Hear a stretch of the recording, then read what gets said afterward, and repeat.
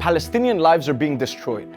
Men, women and children are getting shot, beaten, run over, bombed and killed. Islam's third holiest site, the Al-Aqsa Mosque, has been raided, desecrated and its worshippers targeted.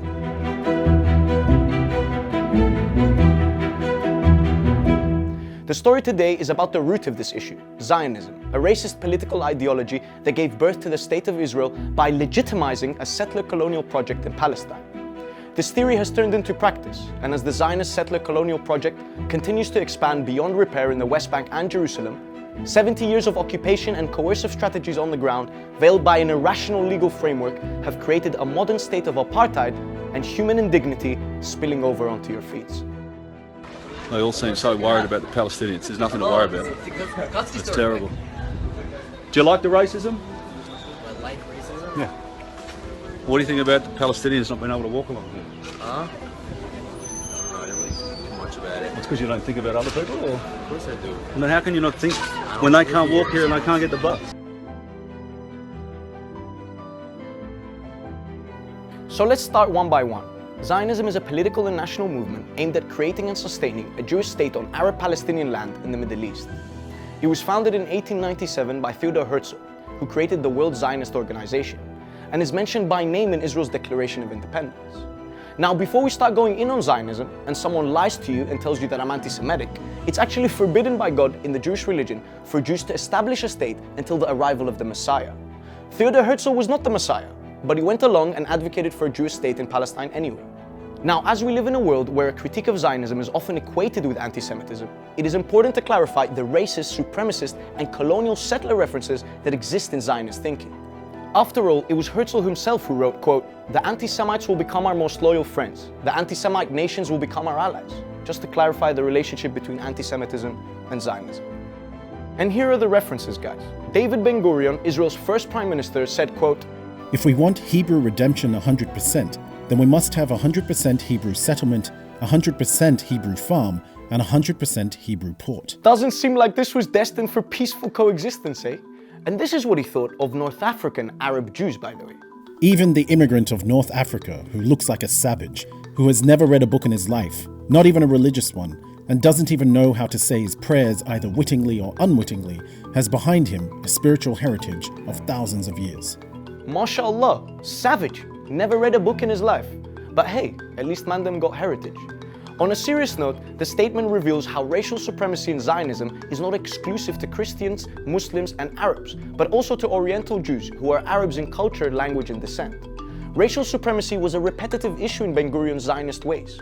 For instance, he explained how Jewish laborers should earn a higher salary because, quote, "they were more intelligent and diligent than the Arab." These guys must have been taught biology all wrong, fam. And this idea was central to the Zionist ideology of Avodah Ivrit, which promoted exclusive Jewish labor in Jewish businesses. And the issue, well, most of these ideas have been used as a foundation for the establishment of Israel as a Jewish state. Now that we talked racism, let's move on to settler-colonialism. Actually, there's more racism coming. If you don't know what settler-colonialism is, it's a continuous process of land annexation whereby native inhabitants are removed and settlers from elsewhere are brought to occupy the land. On your phones, it looks like this. Jacob, you know this is not your house. Yes, but if I go, you don't go back. So what's the problem? You are stealing my house. And if I don't steal it, someone else is gonna steal it. Or even like this.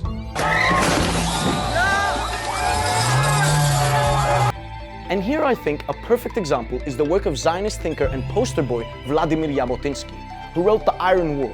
No, seriously, that's what it was called. I know what you're thinking. We'll get to that later. Jabotinsky advocated that Israel should literally be built under the guise of an iron wall defense. He made parallels to the European conquest of North America and their genocide of the indigenous populations, and how Zionists must do the same to the Palestinians without the expectation of ever reaching peace or some sort of agreement. There can be no voluntary agreement between ourselves and the Palestine Arabs, not now nor in the prospective future. Colonization can have only one aim, and Palestine Arabs cannot accept this aim. It lies in the very nature of things, and in this particular regard, nature cannot be changed. Like his other Zionist comrades, he was very clear about this feeling of superiority, but warned that Palestinians would resist and advocated for using any coercive tactics necessary, including force, manipulation, and deceit to achieve the objectives of Zionism. Culturally, they are 500 years behind us. They have neither our endurance nor our determination. We may tell them whatever we like about the innocence of our aims, watering them down and sweetening them with honeyed words to make them palatable, but they know what we want, as well as we know what they do not want. Jabotinsky's Iron Wall went from pen and paper to this.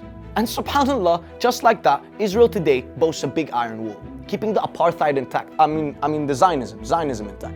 But you see what I'm saying about the connection of the ideology to what's happening on the ground now? Hopefully the connection is clear. To end this chapter on Zionism, I want to cite a powerful quote that I came across from another prominent Zionist thinker, Ahad Ahaim. He wrote in 1891 a pamphlet dubbed Truth from Palestine. The Jewish settlers treat the Arabs with hostility and cruelty, trespass unjustly, beat them shamelessly for no sufficient reason, and even take pride in doing so. 100 years later, listen to the quote again. Look at this footage and tell me what has changed. And now let's talk about Palestine today. Israel's forceful evictions in the Arab-Palestinian neighborhood of Sheikh Jarrah in East Jerusalem, the storming of the Al-Aqsa Mosque, illegal settlers attacking and killing Palestinians, bombing and laying siege to Gaza, it is all done in the name of Zionism, preserving the hegemony of an exclusively Jewish state and expanding its settler-colonial project across the lands. And the worst thing about it is, it's all done in some irrational legal framework. For instance, if we take Jerusalem as an example, we find that if you're a Palestinian living in occupied East Jerusalem, you're subject to 3 legal criteria which can be used to revoke your residency. The first one is Palestinians should not live more than 7 years abroad and must not receive permanent residency or citizenship from another country. Secondly, Palestinians need to prove their center of life is in Jerusalem. And third, Palestinians should not be accused of breaching allegiance to Israel and occupying force. And so even if you don't leave, Israel has made it so that whether you like it or not, they can find a way to displace you. And they have indeed revoked the residencies of more than 14,500 Palestinians in occupied East Jerusalem from 1967, and continue to strive for an absolute Jewish majority in the Holy City. This is not to mention the hundreds of thousands that were displaced since 1948 and the millions of Palestinian refugees who were stripped of their legitimate right to return to their ancestral homelands. And it's not surprising, because if the theories that founded the nation were racist and clear about an ever-expanding settler-colonial project, why would we expect this to stop? Or not accept that what used to be a footnote in our vocabulary, which is illegal settlements, were and still are an indispensable part of Israel's very existence? And so, I honestly have a few questions to ask before we blame Zionism for everything. If you are a Muslim Arab leader, what have you done to alleviate the suffering of your Palestinian brethren? Do you accept the idea that Arabs and Muslims are backward savages unable to resist their own plight? Have you succumbed to the idea that Zionists are superior? Is there nothing more to do when Islam's third holiest site is being ransacked? Is the will of your people not enough for you to act? And if you are not Muslim or Arab, do you see any sign of humanity in the treatment of Palestinians that you see on your screens? Anything to be neutral about or unmoved by? What would you do if someone kicked you out of your house and drove over your family and shot your mother and told you that it's all fine because you're a stateless and uncivilized? In 2021, as a global community, can we truly accept this and suffice ourselves with a few tweets? Have dignity and freedom lost all their meaning? Or do some deserve it more than others? As for the Zionists who celebrate fires, call attacks clashes, and bombings of children retaliation, I will leave you with a quote from Ahad Haim. We are used to thinking of the Arabs as primitive men of the desert, as a donkey-like nation that neither sees nor understands what is going around it. But this is a great error. The Arab, like all sons of Sham, has a sharp and crafty mind.